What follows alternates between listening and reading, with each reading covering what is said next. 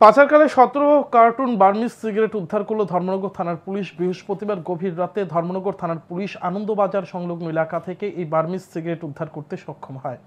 তবে পুলিশ পাচারকারীদের আটক করতে ব্যর্থ হয়। ধর্মনগর থানার ওসি জানান, বৃহস্পতিবার রাতের বেলায় আনন্দবাজার এলাকায় যানবাহন চেকিং করা হচ্ছিল। সেই সময় পুলিশকে লক্ষ্য করে একটি যাত্রীবাহী অটো আনন্দবাজারের একটি গ্রামীণ রাস্তার দিকে রওনা হয়। এতে পুলিশের সন্দেহ হয়।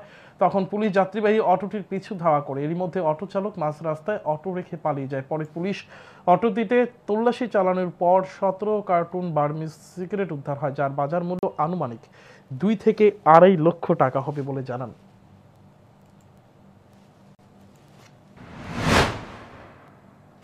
এটার মধ্যে ড্রাইভার নাই, কতগুলো কার্টুন হেরপরে আমরা দেখলাম এটার মধ্যে বার্মিজ সিগারেট 17টা কার্টুন বার্মিজ সিগারেট উদ্ধার হয়েছে। কয়টা লাগাত ম্যাডাম? এটা প্রায় 3.5 পৌনে 4টার মতো। এবং এটার বাজার মূল্য কত? এটা প্রায় আপনার 2.5 লাখ টাকার মতো। ম্যাডাম কাউকে আটক করতে পেরেছেন কি? না।